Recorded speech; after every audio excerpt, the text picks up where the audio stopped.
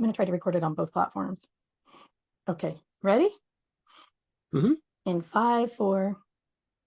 Hello, hello in UK Health Radio Land. I'm Liz Larson, and I'm here with my friend, Bill McKenna. Hey, Bill McKenna. Bill McKenna is back. Last week, we had this great conversation with Jerry Cantor about whether or not existential dread, like the fear of God, is making you sick. And I'm still thinking about it because I realize how true that is. And it kind of bleeds right over into what we're going to talk about today. And Bill and I have scheduled another argument. Here's the argument. Here's the layout. I saw an episode this morning of Tom Bilyeu, and I have a love-hate relationship with that channel. If you haven't seen it, go check it out. But he's the kind of guy who says that, you got to work 16 hours a day. You got to work as hard as you can. If you're not doing that, you're not going to be successful. Well, I know from the work that Bill and I do that it's a lot more than that. That's about willpower and forcing yourself. Most people who try to do that are going to burn out. Tom Bilyeu has a very specific makeup, and he's done the work to change who he is to be in that space. So the episode was that a lot of self-help doesn't work at all and actually hurts people. And I tend to agree with that. So that's the argument. What do you think, McKenna? Well, gosh, I'm gonna say that I don't really believe that a lot of self-help hurts people. It's called self-help for a reason, because somebody's getting something out of that. When I've wanted change in my life, where did I reach out to? Self-help. I'll tell you what, way, way back, I'm just going to show my age right now, but back in the 1980s, there was a man by the name of Tony Robbins. And Tony, he had this fear into power seminar, and what he did, he was teaching people how to walk on fire. And for me, being the kind of adrenaline fueled individual that I was, if I could jump out of a plane, fly a plane, helicopter, do something stupid, I was all in. If it, to me, driving fast or whatever, that's just fun or challenging. Really, it was about challenging the perceptions, challenging physical reality. Can you actually do it? And at that time, walking on fire was reserved for somebody in a foreign country, and that had special powers, and you were like, that's a hat trick, that's they have some sort of angle where they did something where they put bricks down, and then they had some maybe asbestos or something, so it looks like you're walking on fire, but you're really not.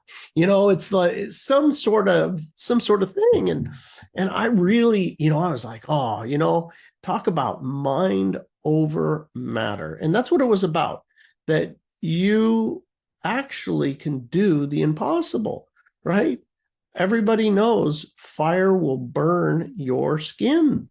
You learn that at a very early age. Like, it's hot, don't touch, and it will hurt you badly if you do. And I certainly had some burns in as a child, right? A little boy only learns things one way, you got to touch it, and you feel, oh, don't do that again, Bill. So, I went to the seminar, right? And there was all these, he talks to you for a couple hours, and then we went out to the parking lot. And the parking lot was these mountains. It was a mountain of wood that they set on fire. it was probably maybe, I'm going to guess something around 50 feet, 50 feet, like like a channel or a line. And they burnt, and it was red hot, red, white hot. And they had bongos or drums out there, and all kinds of noise, like dun, dun, bung, bung, bung, bung, dun, dun, dun, dun, dun, dun. And you're like walking out there, and just it's like, oh my God, and he taught you this little mantra to get you into a coherent state in between your mind and your body, and you would chant cool moss, and imagine yourself walking on cool moss. That's what you did. And sure enough, you get into this state, kind of a trance state. And I strolled across that thing the whole way, and not a damn thing happened to me. Keep in mind, this is fire. These are red, white, hot coals. And it worked. And I was like, oh, hey now, that was worth the money. I had the experience, which I had other experiences, but this was very tangible. And this was self-help, like knowing that you can master your body and do what you thought was actually impossible. Like the laws of nature, that's hot, it's going to burn you, but yet there's more to reality. So here's my question. Did you feel, so you had that experience and it changed a belief? Did it last? When you left that seminar about a week or 2 weeks later, were you a different person? Were you able to actually do things that you couldn't do before? I would say, for me, that it was specifically just another building block. When I was only, I don't know, maybe 6, 7 years old, there was this, again, I'm showing my age, we're talking the 1960s, or very early 70s, and there was this one black belt who I was very interested in martial arts. And he was like, he got a board for me, a piece of board, and he taught me how to focus. He said, okay, I want you to see your hand. You're going to imagine your hand is like a hammer, and it is stiff and it's hard. And you're going to see in your mind the board splintering and breaking. And you're going through the board, and it's like there's absolutely nothing there. And you want you to all of your mind on this one thing. This is only one thing. This is all you can see. And I remember still to this day, I was there, and he walked me through the process, and I heard this pitch. There's a pitch in my ears, and I can feel myself focusing and seeing this happen. And with that, at a certain point, going through it and being amazed at the end, like, oh my God, wow, that was really cool. So the history, I would call it the building blocks of the history of personal development, leading to, what I experienced at the Western States 100, which, for those of you who don't know, the Western States 100, back in the, when I finished it, it was considered the world's toughest endurance event. At the coldest point, it was 100 miles through the Sierra trails in the mountains, and at the coldest point, you were in the snow in Squaw Valley. At the hottest point, it was 114 degrees. And you cross the American River in the middle of the night, and that was, obviously ice water there. And, so it was at the time the impossible feat that people who trained for, like 60% of them dropped out, couldn't even get to the finish line. And these are people that do these. So, and I remember just that it was the mindset, maybe it's part of your brain that gets activated, that is like, no, it's what I say. It's what I say. This is how reality is. Okay, so let me stop you right there, Bill McKenna, and I'm going to ask you a question that's probably going to make you mad.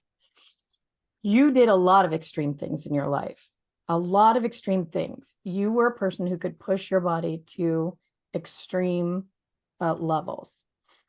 And even though you were doing those extreme things, were you actually happy? And where did all of that end? Where did all of that end for you, Bill McKenna? Oh, I so good that you know what? You I love me. You're welcome. Well, you know what? Actually, your point here is of the question is well taken. I was very angry. I was incredibly angry. And I didn't really understand things. I obviously I knew I was angry, but I didn't understand relationships of origins of anger. And I understood that I could endure. I understood that I had endurance that was beyond other people's. So that was a natural part of who you already were and are. That was a part of you that you could do. You could utilize that force, and we know there's power and there's force, but you could utilize that force to prove that you could do high endurance things, that you could have mind over body, right? Yes. You were still angry. You were still having issues with relationships. You were still searching, because anybody who hasn't read Bill's book, The Only Lesson, this story is there. You were still needed to change something fundamental about who you are and how you feel to actually get closer to the life you wanted. Is that correct? That is correct. And those changes came about automatically. I should say, the changes that I wrote about in that book were actually not around the endurance aspect. Although maybe in a way it served me to get through the change process. Yeah. To accept the change process. Yeah. So I think my argument that some self-help hurts people is not one of the all self-help is bad. I think for each of us and for many of the people listening to this, there are books that changed your life because they changed a very significant idea. So I have a number of those, but they didn't change who I am fundamentally. For me, the self-help books that I read, so things the foundational, even Abraham Hicks, The Secret early on, Hay House, affirmations, right? Visualization. All of those books that I read, I think taught me some information, some ideas, right? They helped me shift my thinking a bit. But what would happen for me is I would be on cloud nine as long as I was putting my attention and trying, because the idea, I'm an ideas person, the idea posed in the book was so great that it just made me euphoric. It changed the way I felt, but temporarily. So when those things didn't change who I am, then I would just dive back down into, for me, it's frustration. Now, I'm a proactive person, so I got a lot of things done. But let's take a break. And after the break, I'll share where all those things, what they led me to do that ultimately was really, really harmful. So everybody, let's take a break and hear from the UK Health Radio Network. UK Health, take it away.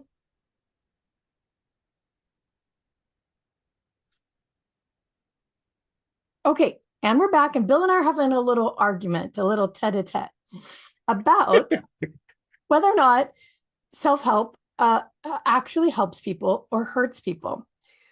So I would say a lot of the things that I, my understanding of spirituality or consciousness or change came from really loving places. I think the people that write these books and put them out, in a lot of ways, some of them have changed their lives.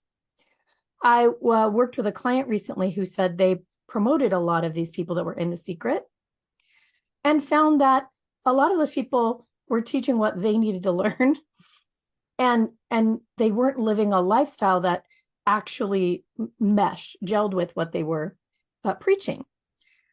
So, that poses an issue, and we all teach what we need to learn. That's a fundamental thing. But I would say the ones that I read and listened to, the seminars I went to, came from very loving places. But they didn't change me fundamentally enough to change how I felt about myself, who I really am. So Abraham Hicks, The Secret, all of the authors in Hay House, affirmations, visualization, on and on and on and on. What they led me to do was believe that I could manipulate reality through force, through changing the way I think by force, right? Visualizing what I want, and it would happen. So I ended up building a $10 million a year business through force. And I built some beautiful things. You can manifest incredibly through force. However, where that ends up, you can't sustain the force. And it ended up really devastating my whole life, just devastating. Now, I learned a huge amount from it. But even as that huge business was collapsing, I believed I could visualize it enough to change it. I believe I could see the change and make the change happen. And I was listening to, as it collapsed, I was listening to Ho'oponopono, Joe Vitale. Mm-hmm. And as I listened, I was like doing menial tasks around the business to get my mind off of the collapse, of what was happening. And even then I thought, Ho'oponopono, it's going to change everything. It's going to change my life. It's going to rescue me. It did not. It did not. But there was hope. There was a spark, like there always was. But it didn't change who I believed I am. It didn't change who I am. And that is how you feel on a regular basis. There are some people whose core limiting sensation, and that's a term we use in Cognomovement, but it's that feeling about yourself that limits you. They feel they don't have self-worth, or, they feel unworthy, or they feel not smart enough, or they feel a million different things. For me, it was frustration. That was my core feeling, like I was frustrated because it wasn't working the way they said it was going to work, right? So I brought frustration to every visualization that I had. I brought frustration to every affirmation that I had. I brought frustration to the life change that I wanted to make. And as Abraham Hicks says, and I really do like them, you can't get there from here. So it wasn't until we came across our work, and I'm a master NLP practitioner, I'll tell you, I learned some things that can change a person.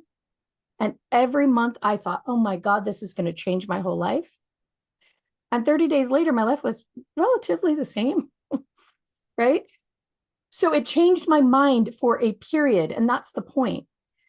So it wasn't until our work came along where I understood that I could change the way I feel. I could change that catalyst, that frustration catalyst, not through my mind, but through my body. And when that happened, now I knew I could change who I am and become who I really intended to be. So here's my next argument, Bill McKenna. These books are written from a place of this self-help of a person who's done that thing. They have done the thing most of the time.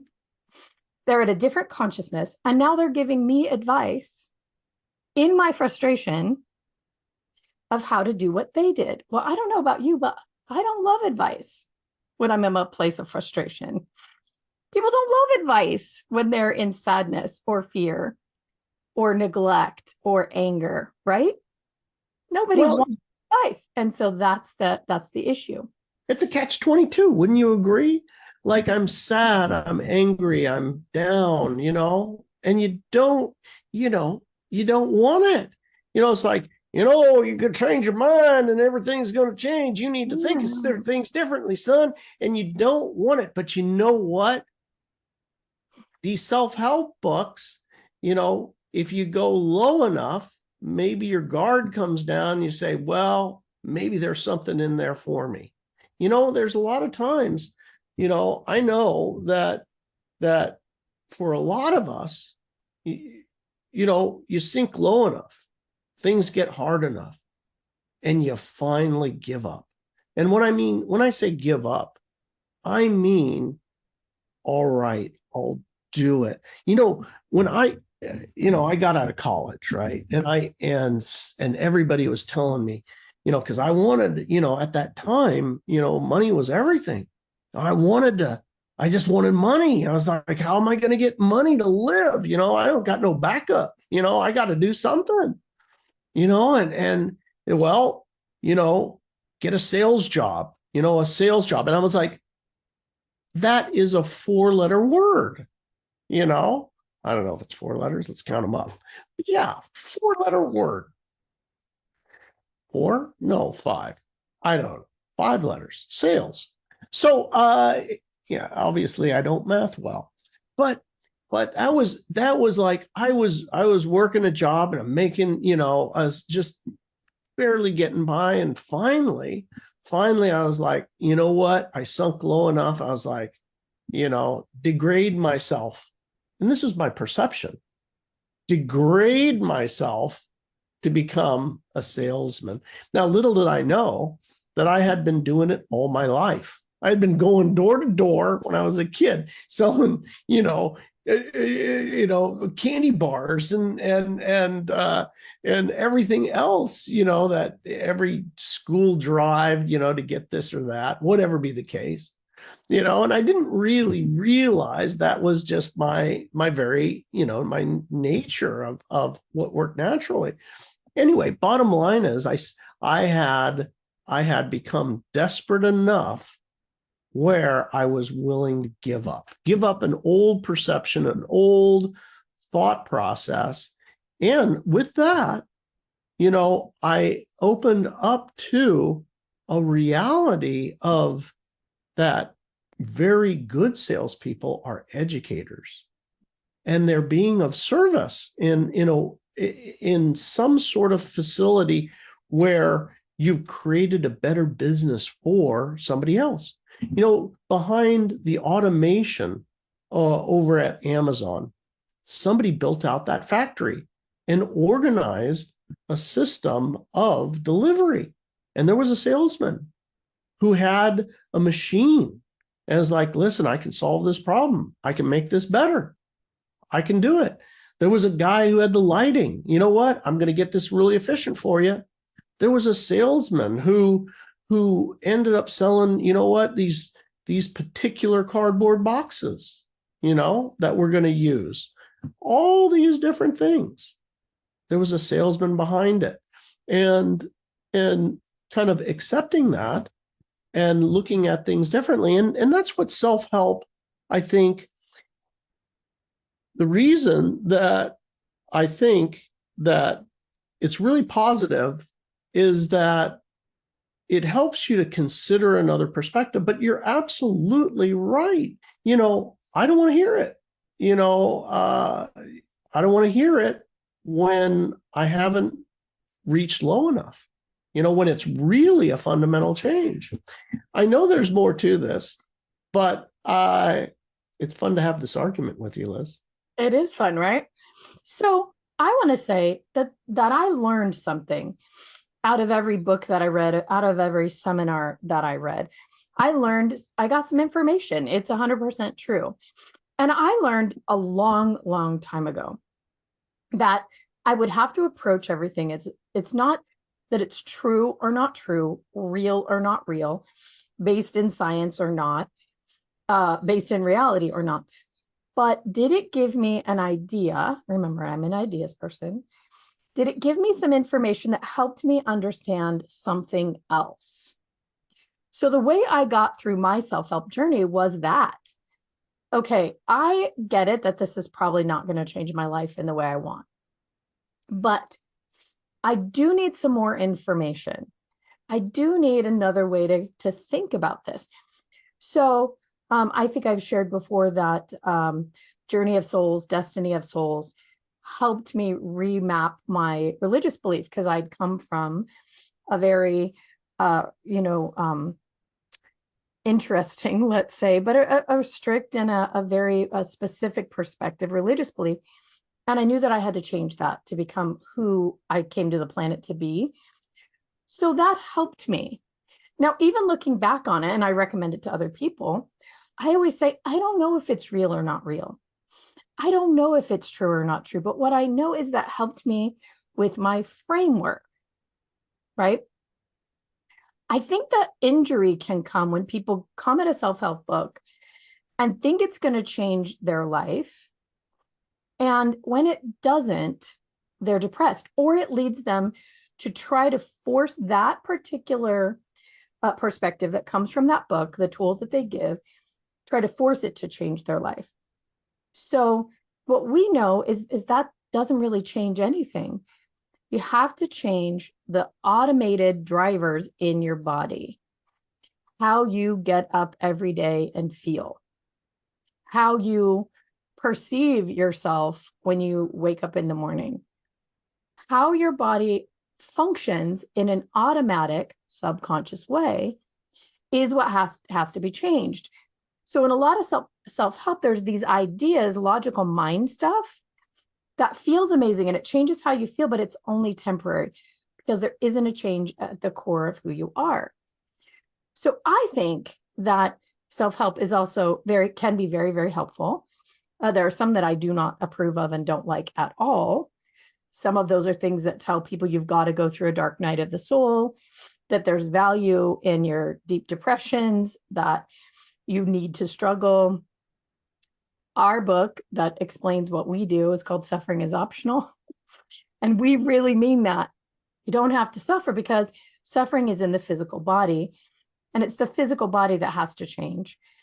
So, but I think that if people were to go about self-help in this way, is there an idea in this book that helps me change my perspective, that helps me change my scaffolding for how I think about the world?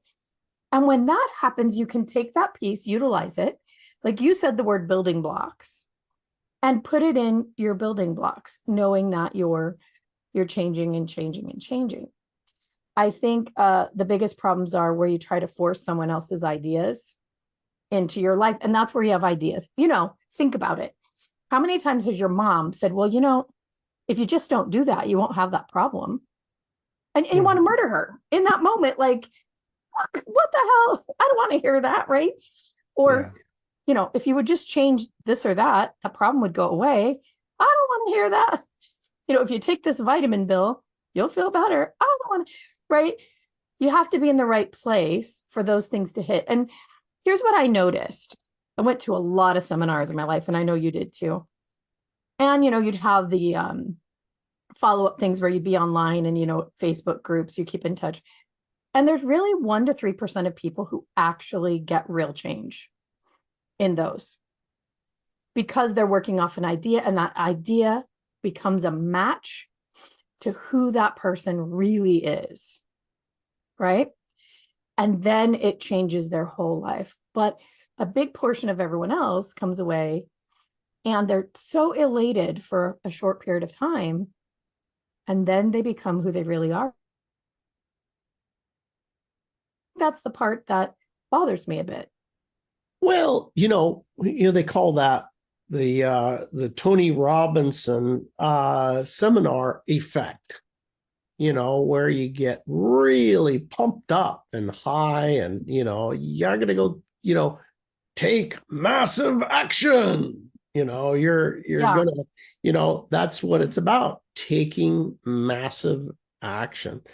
And this, actually can work, but when it's in direct conflict with your what I would call your core feeling, Yeah. right, that then it dies off after a period of time, and you need to continually go back and get a lot of rah-rah.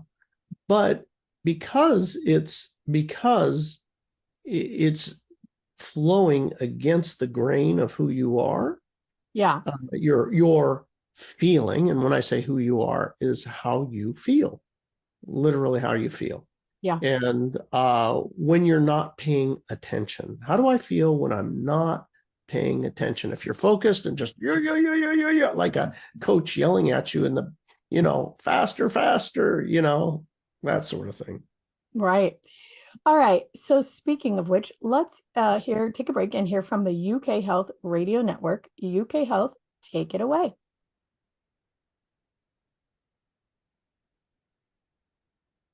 All right, we're back, and Bill and I are having a scheduled argument about whether self-help hurts or helps people. And I think we're at the place where we realize it's a mix of both. And I want to share my Tony Robbins story. I can picture this like clear as day. I got Tony Robbins on audio tape, cassette tape. It was like 12 by 18, this thing that came. Oh, yeah. And man, I listened to that thing and I studied that thing, and I felt worse and worse and worse and worse, because the things he was saying to do were just slamming right up against my automated responses, that thing I felt about myself, right? But how it expressed was, I thought, well, I can't do any of that because I don't have any of those things. This is the most interesting point, guys. If you get anything out of this conversation, the way you feel about yourself, the way you feel about who you really are, it colors every perspective that you have. And you can't see beyond it. Sometimes you can for this brief moment of time when your state changes, meaning your current emotional setup. You go to Tony Robbins and you're like, rah, rah, rah, I feel great, or I've walked across the thing, or I read the book that tells me, that I can lose 100 pounds by just focusing on my body changing its shape. Oh, I loved that one for about a week. But right, it changes your state for a moment and you feel good, and that feeling good gives you the energy, but it doesn't actually address the core of who you really feel yourself to believe, your automated neurological setup, right? And that neurological setup comes from all of your experiences in your life. So I was raised in a very restrictive environment in terms of religion, and my mom was afraid of, there was an alligator around every corner, you can't go here, you can't go there. So my physical setup was this frustration. I knew I was so much bigger than all of that I was so expansive that all of that would mean nothing at some point. My logical mind knew it, but my physical body was still trapped in the limitation, in the cage of everything I'd experienced so far. Very important. So, reading that Tony Robbins, my only perspective was, I can't do any of this. I can't do any of it. No one will let me. You know, my marriage was restrictive. My parents were restrictive. My everything, everything. And I didn't have enough money. I didn't have enough brains. I didn't have the education. All of my reasons were based on that one perspective, which felt like frustration to me. So when I got done with Tony Robbins, I literally wanted to go lay in the middle of the busy road that I lived on. Like, seriously. And I can feel it today as I think about it, the pain I experienced, because he was saying, you can do this. And my system was saying, no, the F I can't, right? So there came a time when Bill and I were working together, and we're formulating this program that changes the nervous system. Now, I have to say, it's built on all the things we did learn through our lives and making changes, you know, all the foundational things we learned. But when we started working on that, and I realized I could focus on that sensation itself, the frustration, just the feeling of it, and I could rewrite the neural code in my whole body, not just my brain. People talk about rewiring your brain, but your brain doesn't have the feeling. It's your body that has that. For me, it was like, you know, having 5 straitjackets on with somebody punching me in the gut, right? That's what it felt like. It felt like it was so restrictive. We realized we could focus on that sensation along with accessing the memories, the experiences in the brain. And there's this function that it would collapse. And in that moment, Bill, that was so huge for me. I realized what I'd been missing in all the self-help is that I believed I was something that I could not change. And the minute that feeling collapsed, I'm like, oh, all the straitjackets are off. Oh, there's nothing punching me in the gut. Oh, do you see how expansive this is? Oh, there's no jail. There's nobody holding me back. No one cares what I do. You know, here's a cool thing about what you're saying, Liz. So what you're saying is not I'm going to call it the Tony Robbins. The Tony Robbins is going to tell you, let go of your frustration. Don't feel your frustration. And you're saying, hey, effing Tony, I cannot feel differently than I feel. I feel this, even though I want to take massive action, but I have a feeling. And what you're saying is you were able to make it so that the feeling organically literally wasn't there. It just, you did not feel the frustration, not because you're so massive action and taking and wanting something different. It's literally that the feeling was simply of frustration was absent. It was gone. That's what you're saying, or is that correct? Yes, that's exactly right. It was like, you know, I'm Sicilian, so, you know, the feet in the cement are something, you know, that I understand. It was like having my feet in cement and being dumped in the ocean and then being told, change the way you feel and then take massive action. From that perspective, it's not possible. My body believed 1000% that is not possible, and it wasn't. I had no energy to move forward to take massive action. I couldn't focus on the things I would need to do to take massive action because I had this weight, you know, the straitjackets and the feet in the cement, right? I didn't have the mood. I was in frustration all the time, irritation, right? I didn't have the creativity. I'm a crazy creative person. So I could paint all the time, right? Because that was just me and my canvas. But I couldn't go out in the world and make change because I had cement on my feet and straitjacket of this feeling of frustration. I was reacting to my relationships as though they were holding me in place. That was never true. Never. But in that moment, I would tell you for certain it's true, right? Absolutely, because that is the only perspective my neurological system would allow me to see, right? So there's all of these things that happen in the mind and body that allow us to have like the mood, focus, energy, creativity, relationships, lack of reactivity, right? That have to change for us to actually be free enough to do those things long term. And I think that's what Tom Bilyeu is saying. Like, you have to work 16 hours a day. You have to work your ass off. Do what you love and you'll have the energy to do it. Not always. Because even if you do what you love, you found it, and you're still coming at it with a neurological setup, all your experiences tell you you're not worthy.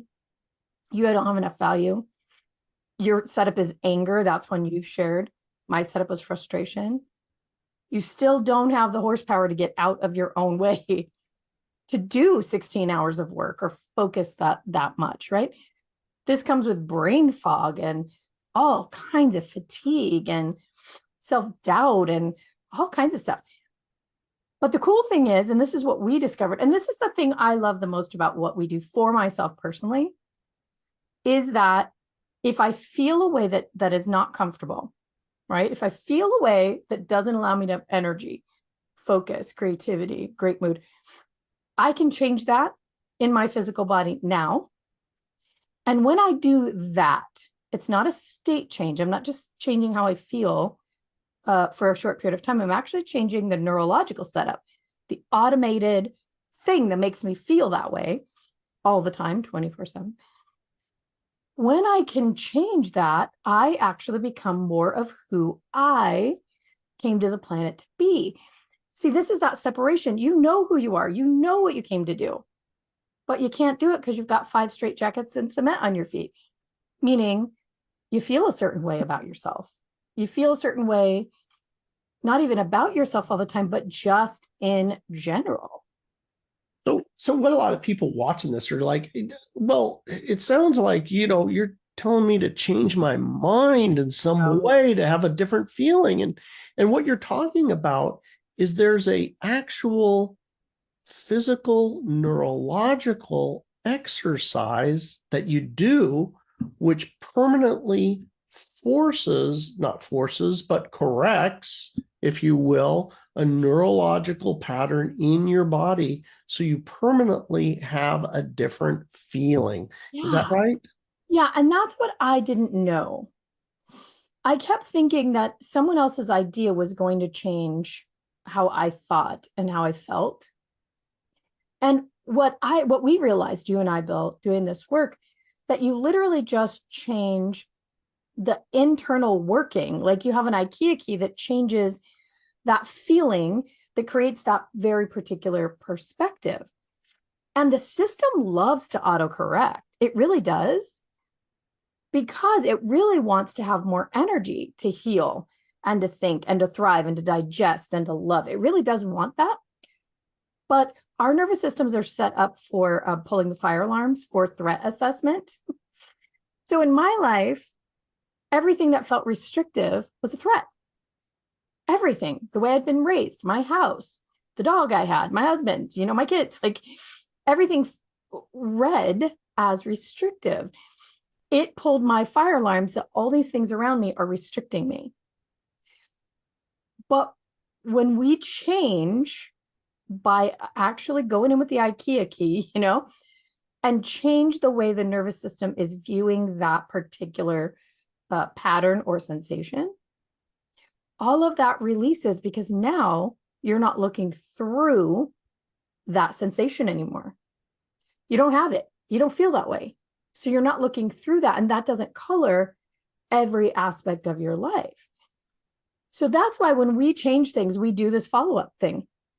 For practitioners, when a practitioner works with a client, we do a thing where we ask these follow-up questions. How's your energy? How's your mood? How's your focus? How is your creativity? How is your reactivity? How are your relationships? How is your sleep? Because that sensation that's coloring everything, when it's gone and the system changes itself, it autocorrects. Now, all of those things change with it. So not just one thing changes, not your whole life changes. Who you believe you are actually changes. And that, I think, is what is important and exciting to me, that is left out in a lot of self-help. So I would say, as you're talking there, Liz, I would say that the perfect alignment would be to align your feeling with some of the wonderful ideas. These are ideas in these self-help books. And once your feeling in your body is not in conflict with the idea, that new evolution, whatever that might be, then this becomes easy. It's like everything is heading in the same direction. Right now, I'll give you an example of one of the things for me. You know, along the lines of the same things that you studied, the secret, they call it the secret, the law of attraction, okay, visualize it, see it, that sort of thing. And I had this person that was kind of mentoring through that. And I was okay, I'm good with, as I talked about, before, from a very early age, seeing things and, breaking the board and, that sort of thing. And I was like, oh, okay. Yeah. But the law of attraction, it was hit and miss for me, hit and miss. And so this person had said, Bill, that abundance will show up when you begin to see and appreciate the abundance that exists now in your actual life. Now, this was along the Liz Larson lines. What Liz was saying is that's a feeling, and my thoughts were in the future, like I want.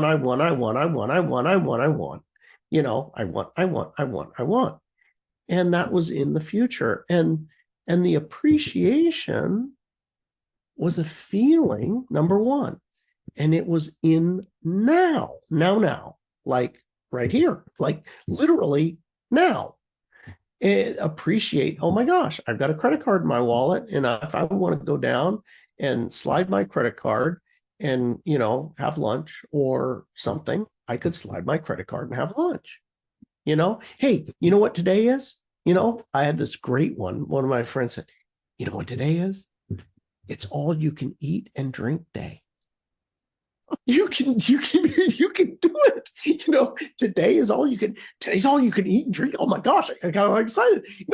It just actually just slides you get out your wallet and you're like, oh, I'm a fully abundant. I could eat all day, everything I want, and so it's a feeling. It's a feeling. Yeah. All right. We have run up to the end of the show, but let's extend this conversation just a little bit, Bill. We'll have an extended conversation. If you're listening to us on UK Health Radio, anywhere that you like to listen to your podcasts, you can also find UK Health Radio and this show and the extended conversation. And you can come to Cognomovement on YouTube, COGNO, and the word movement on YouTube. And you can watch the extended conversation and you can see the expressions on our face, which a lot of times is quite funny. And I want to say this too. If we've intrigued you, and if you're a person who has been using his self-help and it's not getting you where you want to go, please consider coming to cognomovement.com and look at the grouping of classes that we have. They're online that you can do for yourself, or you can get a practitioner that will actually help you change how your body responds automatically. That is quite permanent. And so that also helps support Bill and I and the channels and all the content that we have. So if you like that, if you come over to YouTube, will you please subscribe and like the episode? That helps a lot. All right. So everybody in UK Health Radio Land, be safe and be well.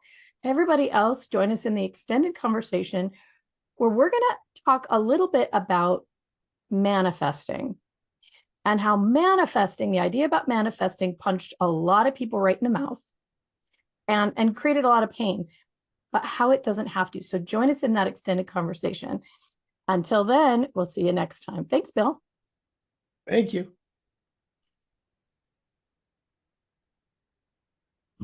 Okay, we are back with our extended conversation. Bill and I are having an argument today about whether or not self-help helps or hurts people. It's really less of an argument because we do agree on a lot of things, but we do have different perspectives.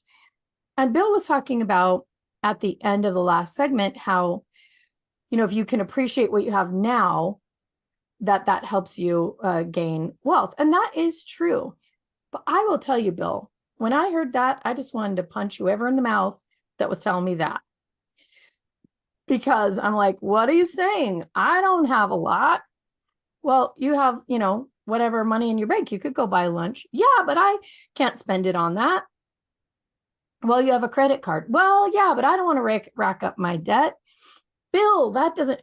So my frustration in that day would really have fought back so hard against you telling me that I'm free when how I feel is that I have 5 straitjackets in the prison with my feet, right? You know what I mean? So that didn't change for me when I realized that I could change that feeling of being in 5 straitjackets, that I didn't have to have that in my body anymore. When my feet came out of the cement, now what you're saying, I know it's 100% true. But I couldn't do it. Now I can. Now if I start to fuss about money, it's an old fire alarm that gets pulled. I'm like, oh no, actually, look what I have right now. Look what I have right now. We're good. And I can change it very quickly. I can do those mind games now because my core sensation, my core feeling about who I really am and what's the truth about myself is completely different. And that's the thing that so many of the people who use Cognomovement say. I find that I'm becoming more of who I really am, who I really came to be. And we've had people who come, it's our practitioners, that we know a lot about. We see them all the time. We've had people come with a whole belief system about pain and surgery and injury, that was their life. That's who they are. Diagnosis was their God, right? We had a person who came from resentment about everything in their life. They couldn't do because they resented family, they resented friends, they resented their life in general, resented their body. And all of these people, including myself, were able to pinpoint the sensation that it felt like to be that person. And then they were able to all of a sudden get out of prison, get out of the how I feel jail. And then they could see everything. And then what happens is they started manifesting. So manifesting is one of my big pet peeves because it made the idea excited people and then made people really, really suffer when they focused and focused and focused and focused and the thing did not happen. But here's what I want to say about that. It really does happen. The things you focus on, they really do show up, but you're in such a state that you can't see it. Think about this for yourself, Bill. How many times did the thing you want actually cross by your front door, wave at you, nod, and you flipped it right off? I know I did.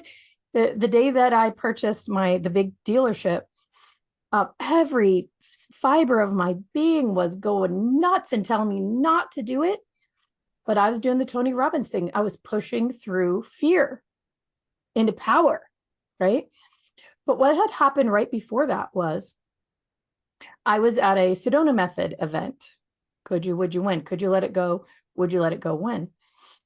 And it was one of the first things I'd ever been to. And the facilitator took me aside and said, would you consider becoming a facilitator of this work? I think you'd be very good at it. I, punched her in the mouth, flipped her off and ran. Not really, but energetically I did. Like, whoa, what could you be saying? If I had taken that step, I would have gotten closer to what we do so much faster. It was right there in front of me. Someone offered me it, but I couldn't see it because I was in this place of frustration. That's not it. So think about it for yourself. How many times did what you really want cross your doorstep? and you slammed the door before you knew how to accept it or see it? Oh gosh, that's a really, really good question. It's a really good question. Huh.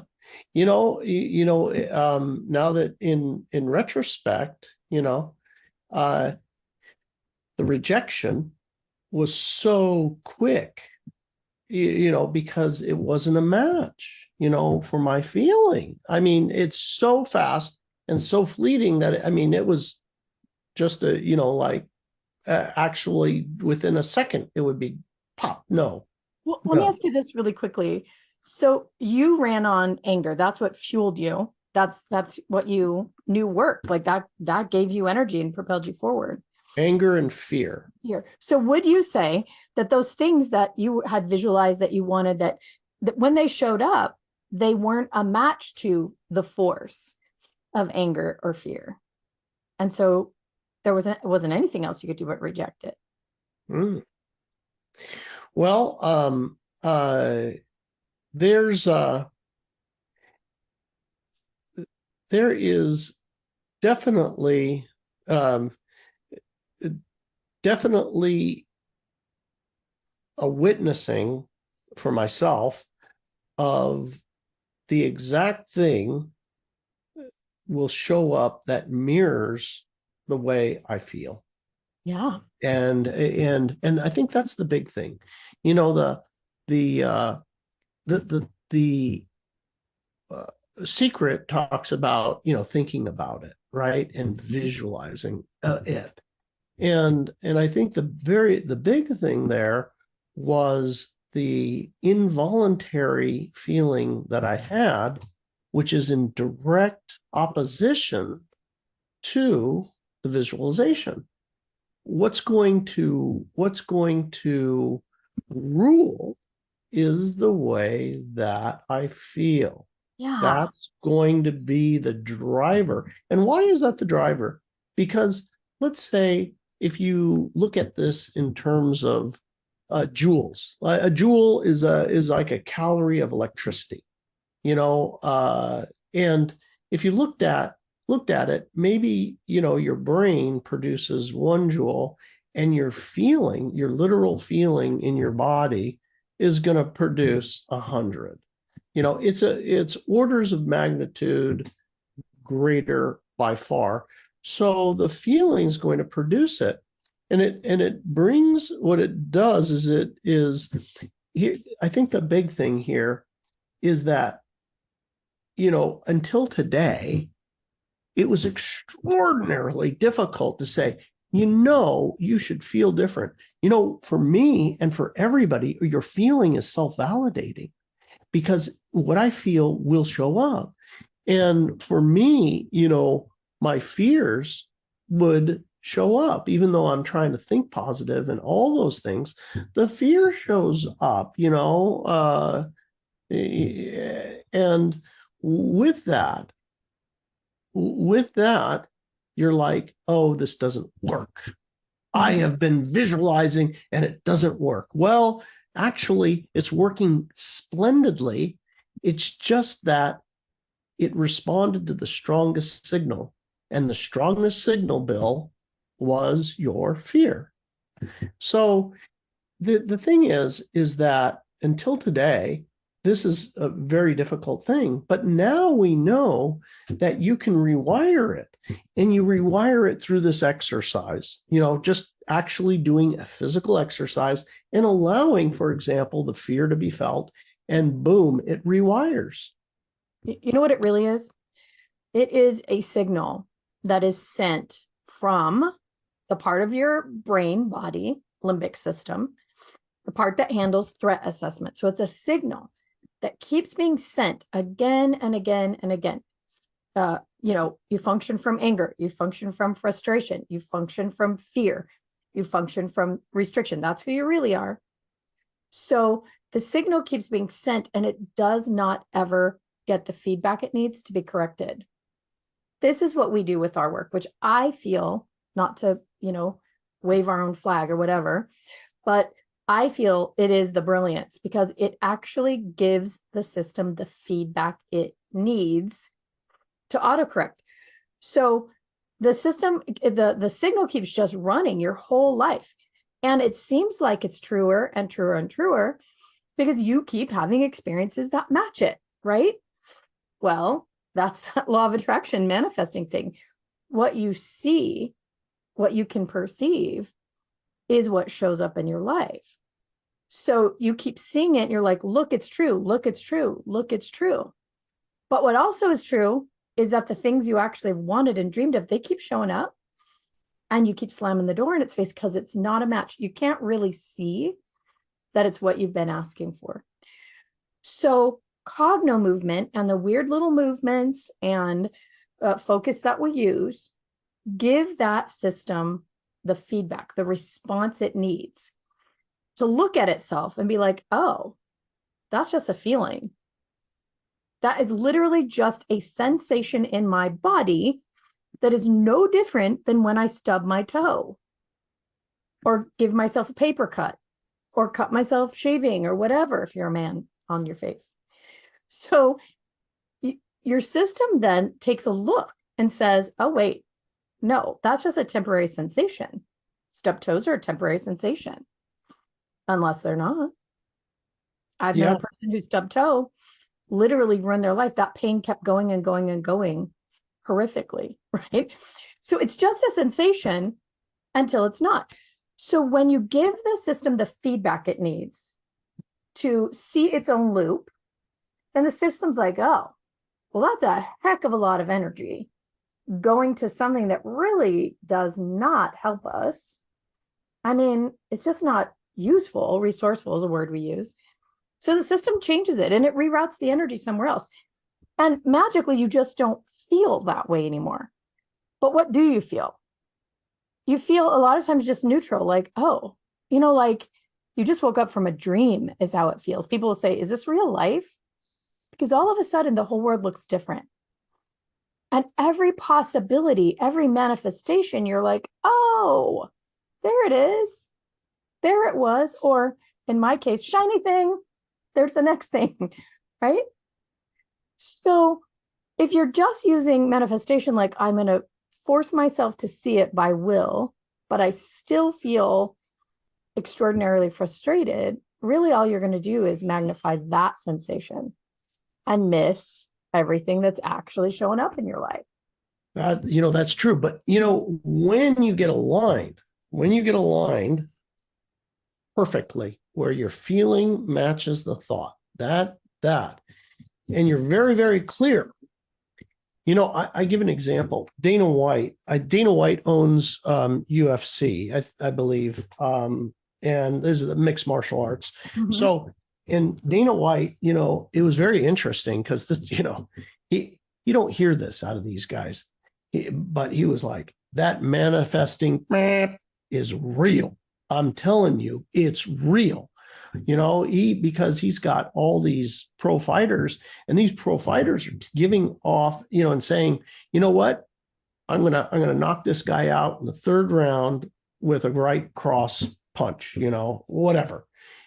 And then the guy does it exactly at the time, exactly with the move, exactly what he said. And Dana, sees this all the time. Conor McGregor, who is one of the famous champions, he said like, I had no business going in that ring, but he had fully aligned his thoughts and his feelings, and he predicted that the champion, that he was going to go in and knock this guy out, and exactly how he said, and he did it repeatedly. So he's very, very clear, not only about that, but other things as well. He started that, what do you call it? Proper 12, a whiskey company. And, I think he's a billionaire now, but, I don't know, but, I had heard something like that. But the point is that the stuff works, but there's a missing link. And there's not a good way out. There's not a good way out until you actually can align the feeling without like suppressing. I guess that's the big thing is, you know what? I'm afraid and I'm just going to suppress my fear. It's still there. It's still there. And that's the thing that is the rub. And you know what? There's actually what they call a tell, you know, they talk about this in mixed martial arts as a tell. You know, you can tell when the person's gonna, you know, throw a punch in a particular way. They're gonna load up. They're gonna, you know, come in the back foot. There's a tell gonna happen. You know, they're gonna sway this way, and then they're gonna then they're gonna fire. So, point is that there's a tell, and you know what? This tell is in your nervous system. It's in your eyes. We actually see it. People come to us, Liz, and you know, right? And how many times have we heard, I want to win the lottery? And then we do this exercise. And when we have the person imagine, okay, you won the lottery. Oh my God. And they move their eyes, all of a sudden, there's this neurological response that shows up in their eyes. And it's like their eyes begin shuddering and in a particular position. Every position of the eyes is a different part of the brain, nervous system. Yeah. And it's like, uh-oh, you know, whoa, I won the lottery. And now, you know, my uncle, who's a drug addict, is going to show up. And he's going to want his money, you know, because he's going to think that la, la, la. Or, you know, Fox News is outside my door, you know, and I can't go to the grocery store anymore because they're all loaded up outside my house. Or I don't know how to manage the money. And what if whoever's managing it steals it? What if would my husband leave me if all of a sudden he had all this money? You know? Yeah. Or what would I do? All my trying would be over. What's there to live for? That's a big one. Winning the lotto, people say they want it, but it's really not actual. What they really want is the freedom they think comes with it. And then there are so many roadblocks when it actually happens. You know that woman, her name was Helen Hadsel, right? Where she won, you know, it was before the big lottos, but she would win prize after prize after prize, houses, and you know, 2,000 contests. Yeah, 2,000. I hope everybody can hear that. 2,000 contests. Yeah, she's a lot of fun. If you can find her on YouTube, Helen Hadsel. But it was all okay. You know, even if she won 10 washer and dryers, well, that was okay. She would donate that to, you know, a local shelter or a friend who needed one, or everything that came to her was just so much fun. It was just another experience. For most of us, we want it so bad, and there's that word bad, that we suffer around it. And we want it and we want it and we want it. When your body is so relaxed and neutral, like Helen's, where it's just fun. It's just fun. She would not enter contests because she knew she'd win if she entered, but she didn't need another one of those things. She won, I think she said she won 6 trips to Paris. You know, like they could travel the world as much as they wanted because she just won and won and won. And so when she got tired of that, she stopped entering those contests. But she was so neurologically aligned, so relaxed, and in so much fun of it that of course she won, right? It's that sensation of I can't, or I won't, or it probably won't happen, or I have restriction, or I have fear, or I have anger, or I don't deserve. It's all those little things that we feel that keep us from that relaxed state of obviously. Yeah. Isn't that crazy?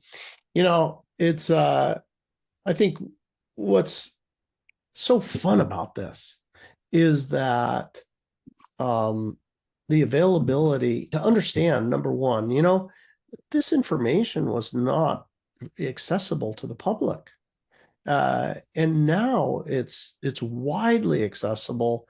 and there's an understanding of how it works and the nuances and something you can do about it now. Okay, so I'm going to change my stance on our argument, Bill McKenna. And there's a reason for it. So many people come to Cognomovement, which is the work Bill and I do. And they say, oh my God, now everything I read makes sense. Now everything I've ever learned, it makes sense. It happens to me all the time. All of a sudden, I clear something out of my system, my nervous system. I change the way my body's working around a topic. It changed the way I feel. And then all of a sudden I realize, oh my God, I read that, 30 years ago. And now I understand it wholly and completely. It makes so much sense.